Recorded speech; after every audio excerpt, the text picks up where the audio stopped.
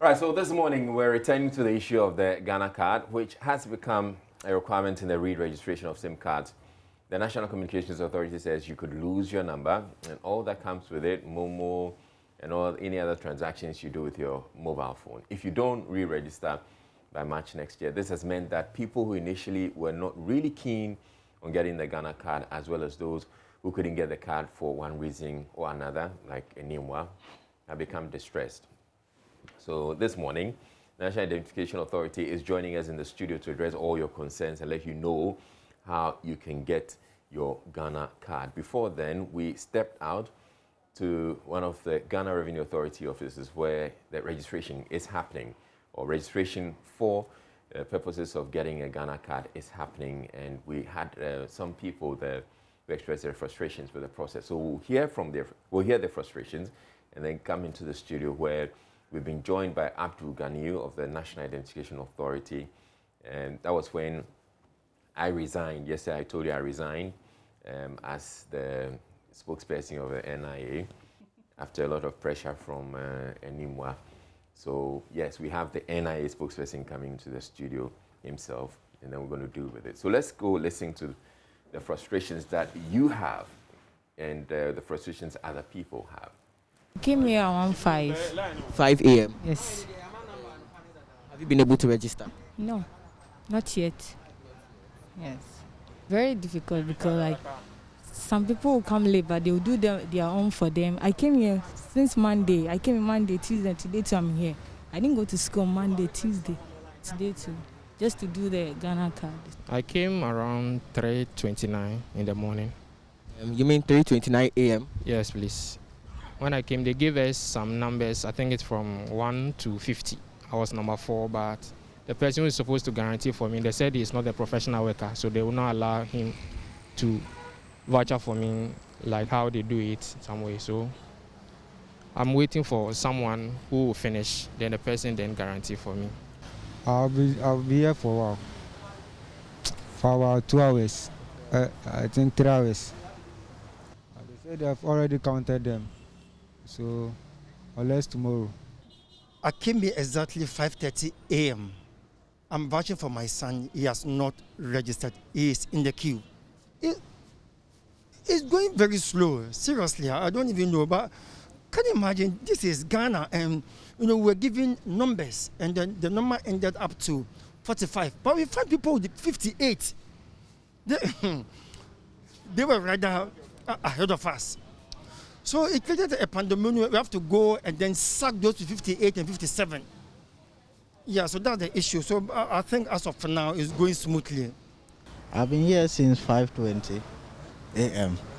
Now that they give us tickets since morning around 6, and we are on the line. So I think I'll be the next person to go in. If they can improve it to make it a little bit faster, I think it will be better. Been here since morning, and that's 5 a.m. As we've joined the queue, now it's like we are getting closer to do it, so I don't know. Maybe the challenge is that since maybe there's one person that's doing the registration, or it actually delays because we came here for a very long time, and then still up to now we haven't done it yet, but we are still in the process. So I would have wished maybe if it's like there are many or 2 or 3 people that are doing the registration so that it can run fast. But since it's one person, so the process is very slow. I was at the Registrar General department, but when I got there, they told me they had already given numbers to them. That was around 7 a.m. And so I have to go and come back tomorrow. So I just came here to see if I'd be able to do it. Have you been attended to, or have the NI official told you anything? No, nothing yet. It's all parts because I'll be starting my service soon, and so if I don't get it, I wouldn't be able to get bank accounts and all of that stuff.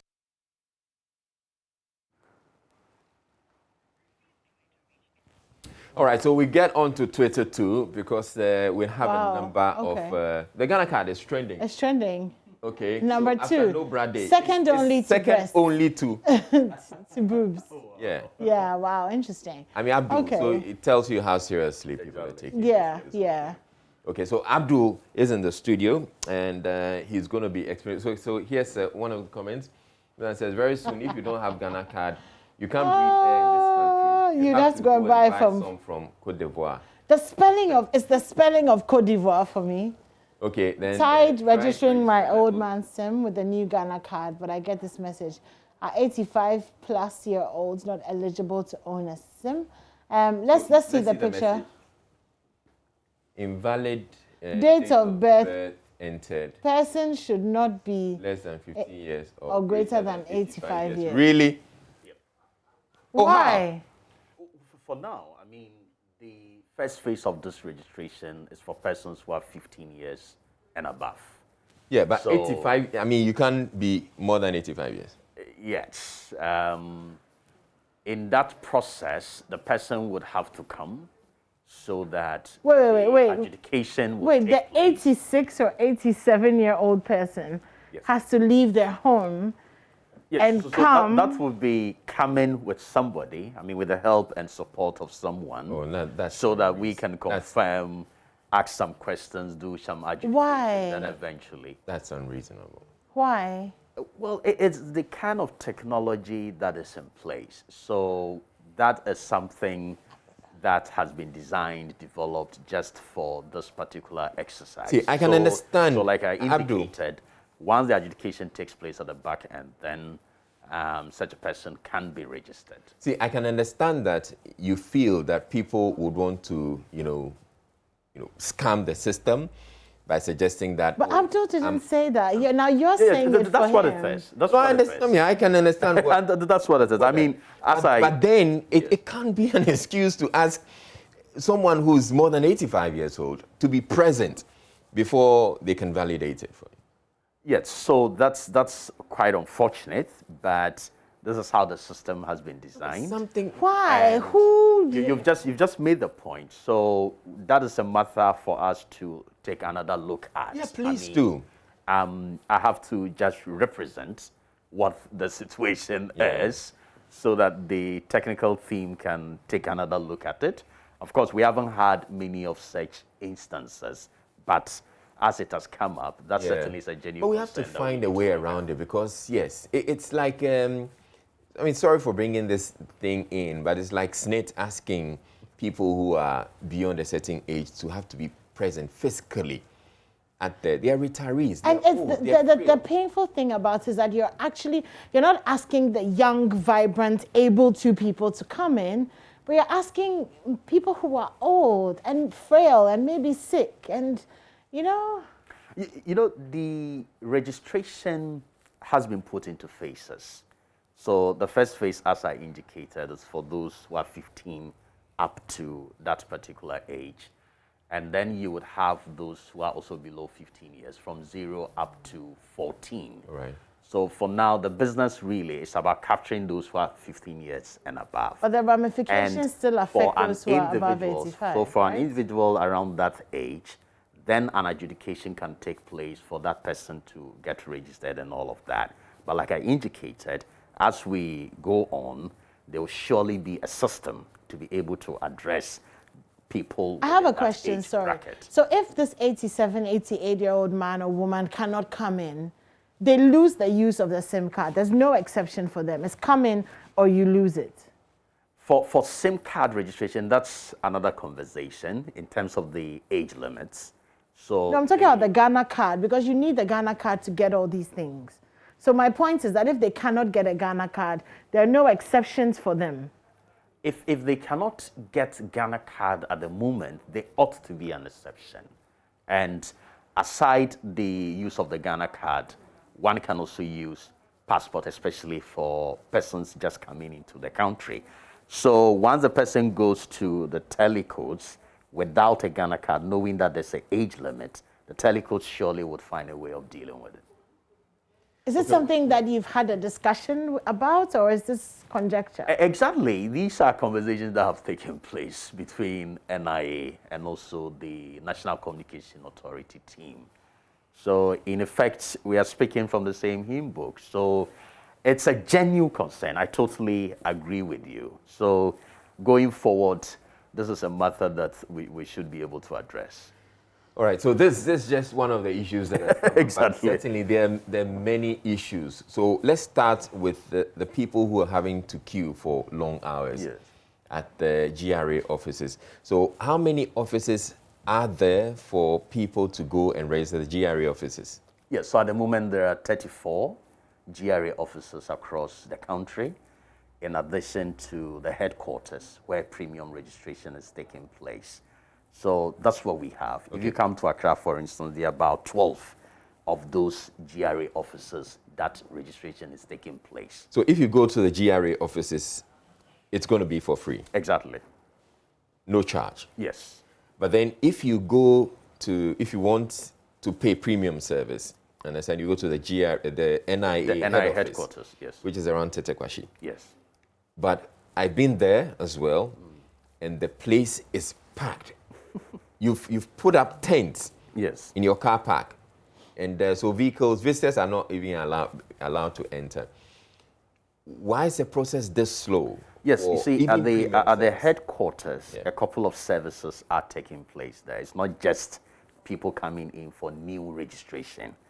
There are those who have lost their cards, and those people come for replacements. Having gotten a police extract, then they come, a new card is printed for them at a cost of 30 Ghana cedis.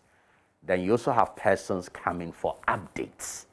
So say wrong spelling of a name, or somebody has gone to even add a name to his or hers, then the person comes for that update, which will lead to the printing of a new card.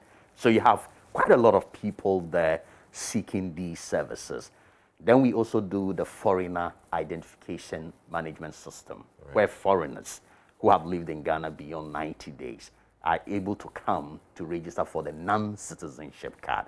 So when you come and see that crowd, the impression you get is that all these people are here to go through new registration, but that really is not the case. You need to take your time, go through the inscriptions that have been provided for people to sit at various tents. Then you would appreciate that all these people are coming for different services that the NIA offers. Right. Yeah. Why is the process so slow for those in the GRA going to the GRA? The process is basically slow because there are only 34, and we have registered about 85% of the population. I keep referring to the 15 and above. So you still have some 15% representing over 4 million Ghanaians going by the population and housing census who are yet to register for the Ghana card. So if you have only 34 centers, you would expect queues. And especially so when the NCA has announced SIM card re-registration, Controller and Accountant General has announced the fact that people need Ghana card before they can continue accessing salaries and whatnot. So as and when we are rolling out any of these integration or harmonization, clearly it creates anxiety, it puts pressure on people, and you are going to have them go out there and queue in the numbers that we are currently witnessing. Or else 2 months, 3 months ago, if you went to any of these centers, they were virtually empty. You understand that? But as soon as it's announced that your Ghana card will be a requirement for SIM registration, then obviously it puts pressure on people to go out there. But you were expecting that pressure, were you not? Exactly. So we've been expecting that pressure, and to be able to resolve the issues of queues towards the end of October, we will establish permanent regional and district offices where people can go there and register for free. Why now, though? Why didn't you establish these offices before October, so that when this SIM registration, because you said you were anticipating the the offices can easily be established. It's just a matter of finding the physical space, but you also need officers to go and work in these offices. All this while, our only operational office has been at the headquarters with limited staff. So in the mass registration, for instance, we had to recruit temporary staff to go around the country and undertake the mass registration exercise. So that came to an end September 2020. That then means that you have to go through a very long process of recruiting staff, training them, then you can deploy them to these regional and district officers. And we are talking about recruiting some 1,500 officers. We are at the end of that now. I'm thinking that that should have been a lot easier, especially when you have recruited some people, volunteers for the mass registration exercise. So you have people you've already worked with. How difficult is it to transition them to become... Israel, it's not that easy. You see, we are a public sector organization. It's not just a question of calling someone and handing the person an appointment letter. You have to go through what the processes are in the public service. So from September 2020. So you see, aside just putting these numbers together, you needed clearance from government, from the Minister of Finance to be able to recruit. Before you even get to that point, you must go through Public Service Commission for them to look at your establishment list, whether that is justifiable or not. So it involves quite a very long bureaucratic process. So once you satisfy all these requirements, then you put out an advert. People apply, you would have people get shortlisted, you have to interview some 3,000 or more people because you are looking for about 1,500 people to recruit. You are done with that, give them appointment letters, they go through a medical process. So it's such a long process, and we've been going through that. Thank God, we are now at the end of it. What is left now is to get those people trained. Then we can move them to the regions and districts to work permanently. So this is what we have been going through. But whilst we go through that, we recognize that people who have not yet registered needed the card. So what did we do? We signed an MOU with the Ghana Revenue Authority, where we are able to create these 34 registration centers. And registration has been ongoing. The reason we all now cry is because of the SIM card re-registration and the controller thing that has come in. So you have people who have not yet gotten their card now go, and then we are all witnessing these long queues. All right, so we have a comment, yes. coming on from Twitter. So about 4 million Ghanaians are yet to register for the Ghana card, and there are only 34 centers across the country. Shaking my head, that's Rama saying that. Okay, so you have actually addressed that. Yes, so I've addressed it, yes. Please, make it clear again. You have to reiterate. Yes, so I'm just saying that these 4 million people who are yet to register will be able to do so, first starting with the 34 GRA officers, and towards the end of October, every district in Ghana will have an NIA office. In addition to more, and I say more because we work with 275 operational districts. So we're talking about 275 constituencies, where each constituency is an operational district of the NIA. So you have 275 of them, in addition to 16 regions. So in effect, you're talking about 291 officers spread across Ghana. It should be so easy for everyone to go there and get registered for the Ghana card.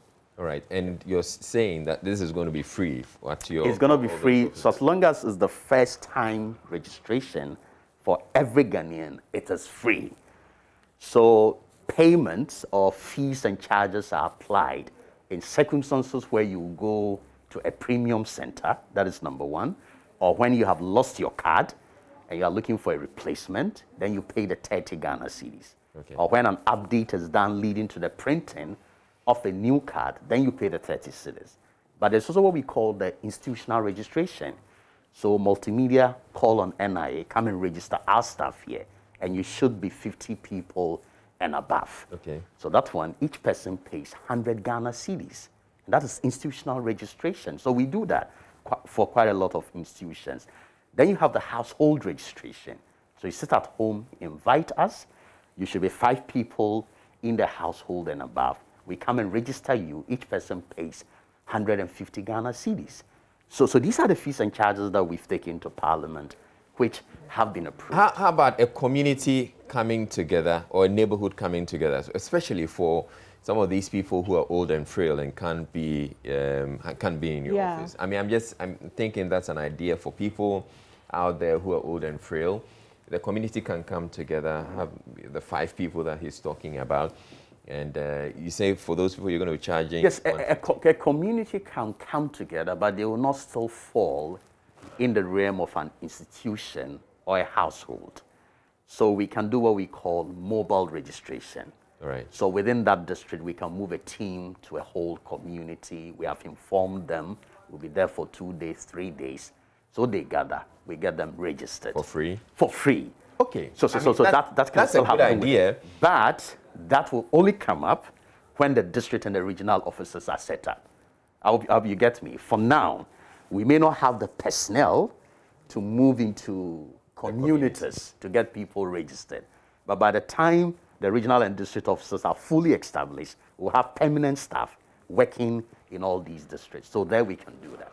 Okay, so that I think this would be helpful for those people, those who are old and frail, and I'm sure for aged homes and people who can mobilize together, mobilize like that, they should be able to take advantage of this. And I'm sure there can be some special dispensation if you have 10 old folks coming together and they're saying that we can't move to the place. If you come over to us. So within that household, that can happen.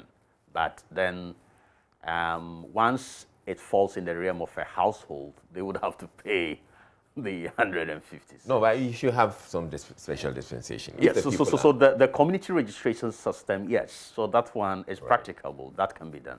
Right.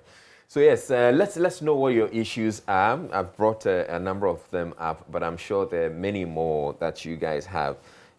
So we have Abdul Ganiwi here. He's here to answer all your questions. One of the questions that also came up yesterday is, even though we're talking so much about the Ghana card, the Ghana cards are still not being recognized in banks. At least we had one person tell us that.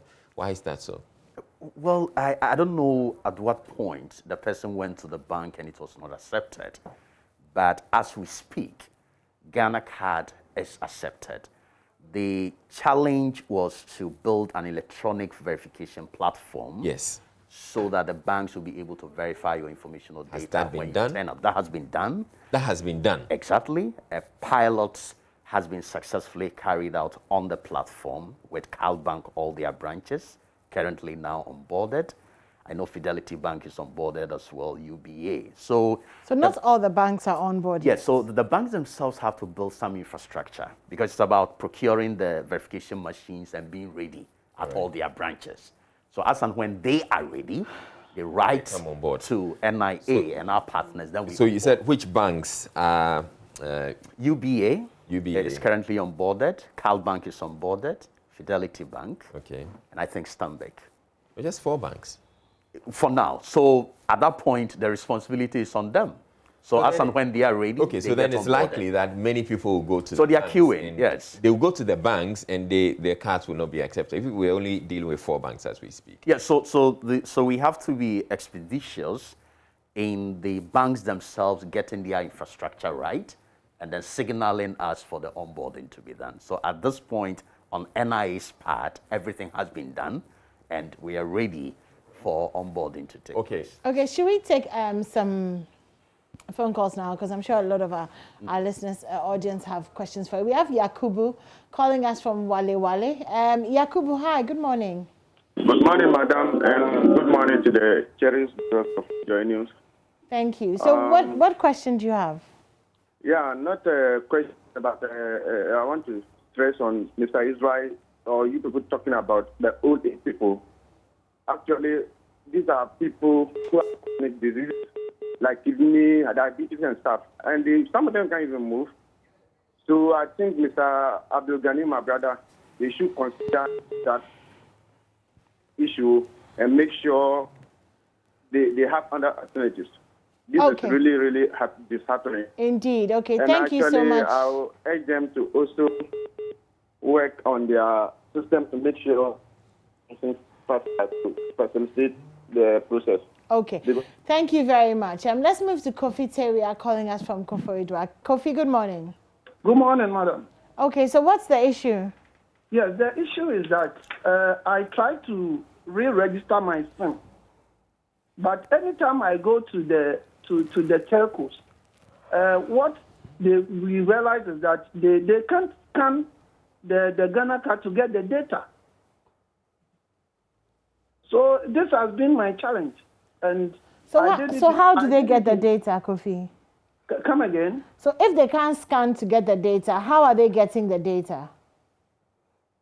So I don't know. So I couldn't re-register my SIM.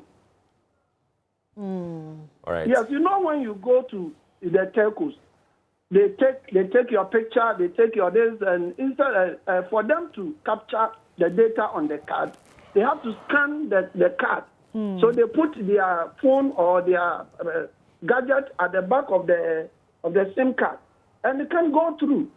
Okay. I went back to the NIA office and they said the card is cool, everything is there.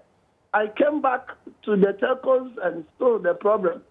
So I don't know what to do. Okay. Abdul, do you have anything to tell this person? Well, for what I can say on that is that the telcos would have to address that. That means that they have a system that seems to not be in sync with the NIA system. So it all comes down to the infrastructure at that level. All right. Samuel is joining us from Takrade. Samuel, good morning. Hello, Samuel. Hello. Hi, can you hear me? Yes, I can. Good morning. So what's your issue? Okay. My question to the gentleman or the man there is the fact that I'm really surprised that commercial bank, GCB, of all bank is not rolled on onto the Ghana card or even accepting Ghana card as their as one of their identification. Really surprised if you can answer to that. Secondly, some of my colleagues, their friends, have a little bit issues with their Ghana card in terms of date of birth, in terms of change of name and all that. Can he also touch on that, where or how they can go about in changing of these particulars of them on the Ghana card? Thank you very much. Okay, thank you for that. Do you want to? Yeah, so date of birth, if it has to be changed, then the person must get an affidavit and a gazette. And that applies to the person's name as well. All right. So you must bring the affidavit and the gazette, then the NIA can do the change and then print a new card for you. So do they go to the GRA offices? No. So that service can only be done at the headquarters as we speak. Or at the end of October? Then at the end of October, the regional and district officers. So I have this one also coming in. Nana Kwejo Kumi says, some of us registered for our cards the very moment the team came to our district, but still haven't received our cards due to the fact that there was a change in the center number, which caused our cards to be sent to a different district. We're told the card will be retrieved from those districts, but for almost 2 years now, we still haven't received our cards. What do we do now that there has been this directive? You see, in the month of June, we went on an issuance blitz, and we took cards that were registered in all districts to those districts. And we announced that, a couple of press releases here and there, public education. But trust me, by the time June ended, we still had very few people coming for the cards. Okay. So as we speak, we have over 1 million cards in backlog. They are just sitting on our books. That have not been collected. And that's inventory that we have to manage, which is at a huge cost to us. So it's not really in our interest to get people registered and keep holding the cards. But as soon as people hear SIM card registration, everybody's out there looking for a card. Where can they get the card? You see the point? Where can they get it? So they can get the cards by end of October. When the district and regional officers are set up. Now, for persons who registered at places where the GRA officers are currently located, where we have registration centers, they can go there and their cards will be issued to them. Okay. I hope you get me. And then persons who also registered within the Ayawaso, West Wuogon constituency and the Lojokuku constituencies, they can go to the NIA headquarters and their cards will be issued to them. Okay. Okay, so we have Alexander joining us from Mataheku. Alexander, good morning. Hello, good morning. Hi, so what's your issue this morning? I want to know those of us who have registered and we have not received our card. Okay. I think that question was just answered. Yes, it was just answered that if you've registered and you've not received your cards, apparently your cards have been printed. Abdul Ganiyu says about 1 million cards that have been printed, and that when they open the district offices, they're going to send all those cards back to the... In fact, they're actually in the districts as we speak. The cards are in the district. Exactly. So, but you can't retrieve them until the... No, not yet. So until there are officers there to work. All right. So that should address your issue. So I have this one also coming in. Ni Akwa Mensa II says, Senior, I am having serious issues with this very directive. I did my registration during the first mass registration. Up to now, I have not received my card. Personally, I have been to the head office on a number of occasions from one excuse to another. The last one they gave me is my card has been printed, but the center where I can pick my card is currently locked due to NIA being understaffed. I still have the message I received after registration. So exactly. So it's the same answer. So end of once October, the offices are open, that office will be open. Okay. So Niakwa, person can pick it. Once the offices are open, you can get your card. But if the registration took place within Ayawaso West Wagon, then he can go to the headquarters for it to be issued. Okay, we have some more. Okay, so we have AC from Cape Coast. AC, good morning. Good morning. Hi. So what's your problem? My problem is my husband did his registration when they, but up to now, I've not gotten a card. They keep on telling him double registration. Meanwhile, he didn't do double registration. He has been to TRA. He has not gotten his card. They've given him contact. He has, and it's not going through. Right now, we don't know what to do. All right. Double registration. Double registration. So you're not supposed to register twice or more. He didn't do double registration. I thought that's what she said.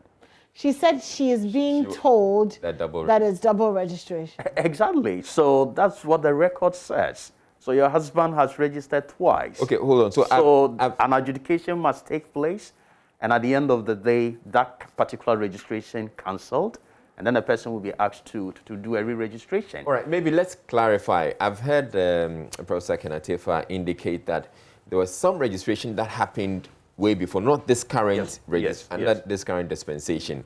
But you're still considering that as double registration? Not really. I mean, for the registration that took place in the past, I mean, so many of us did that.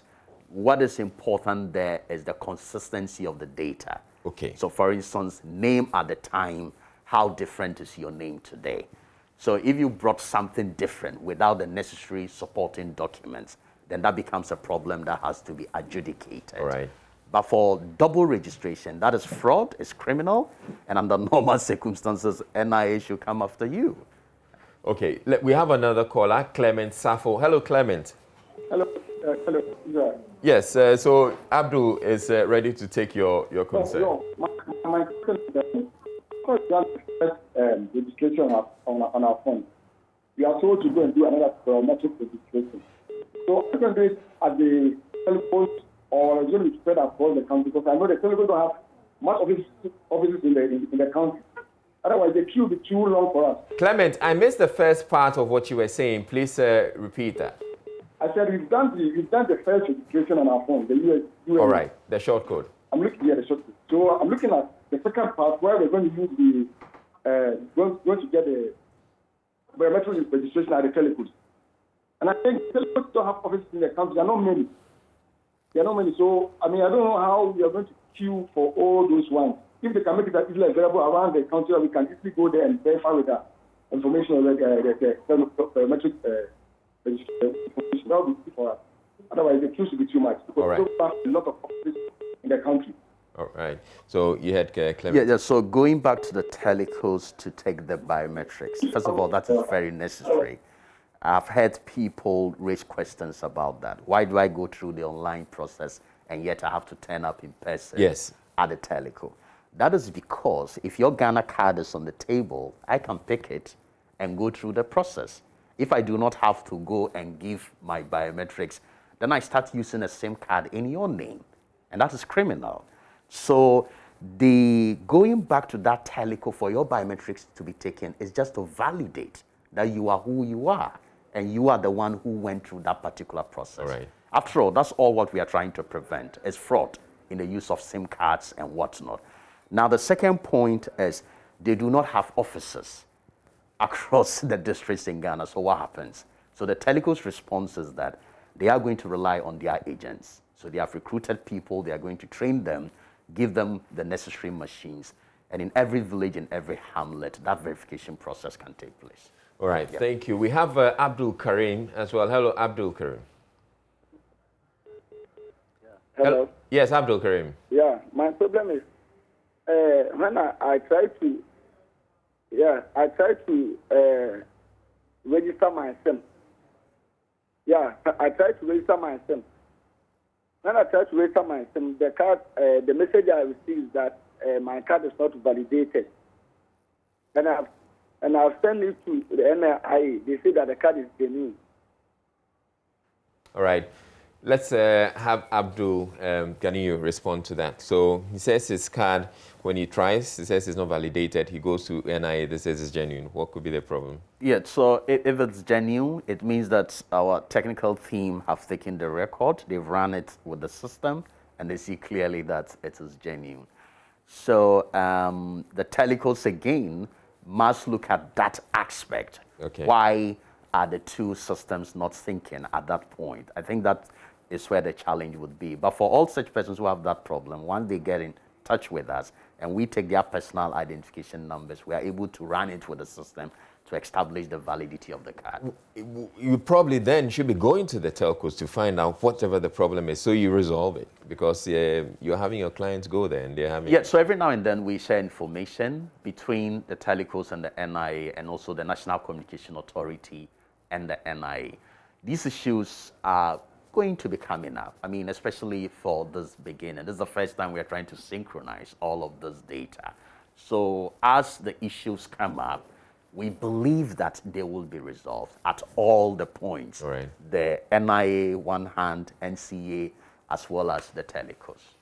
We have another caller, Apia, who's calling from Memphis East. Hello, Apia. Yeah. Yes. What's your issue? We can barely hear you, Apia. If you can speak up for us. Yeah, Apia. Come again. I want to ask a question. Please go ahead.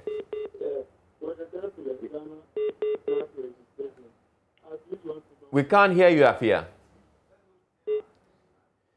Let's go to Ziema from Techiman. Ziema. Yeah, please, I want to know, is it really true that you pay if you want to register? All right, so you pay if you go to the NIA head office, but if you're going to the GRA offices across the country, you're not going to pay. And you're also not going to pay once they start the registration in the district offices, district and regional offices, from the end of October. So that's what we have from. All right, so do we have any more calling? Otherwise, there's another message that I have, which I'll bring to your attention. So Safia Ibrahim says, they refused to register me, even though I went there with my husband. My husband was registered, but they denied me and asked me to go and bring affidavit from the court, in which my husband and I went and brought, but they still insisted that it was supposed to come with a note. We told them that was all they gave us. To my surprise, I was still denied the registration. So now, what will happen to my businesses and my interactions with the bank? Please, I know that there are women that wear the same shoes like me out there. I'm a Nigerian woman, got married to a Ghanaian man with children. This matter should be looked upon, or have we committed a crime by intermarriages? No, so if I get this, the husband has been registered. The husband has been registered. And has gotten his card, yeah? But she couldn't register. She is not being allowed to register because... Good. Then she ends on the note that she's a Nigerian. So she's not a Ghanaian. No, but they're married. No. Our laws doesn't say that once you are married to a Ghanaian, it makes you a Ghanaian automatically. No. The citizenship laws of our country do not provide that at all. So if you are married to a Ghanaian, you have to go through the process to naturalize and become a Ghanaian. All right, but Safia can get a non-citizenship ID. Exactly. So Safia can get a non-citizenship Ghana card. If that is what she's applying for, right, she should be able to get it. So Safia, you may want to look at that option. Yes. Get a non-citizen ID card, Ghana card. We have Katum from North Gonja, and that's going to be our last caller. Hello, Katum. Hello, Katum. Hello? Yes. Let's hear you Good out. morning, sir. Yeah, good morning. Yeah, how are you? I'm fine. How about you? I'm doing well, please. All right. I'm talking of the registration of the Ghana card. Yes.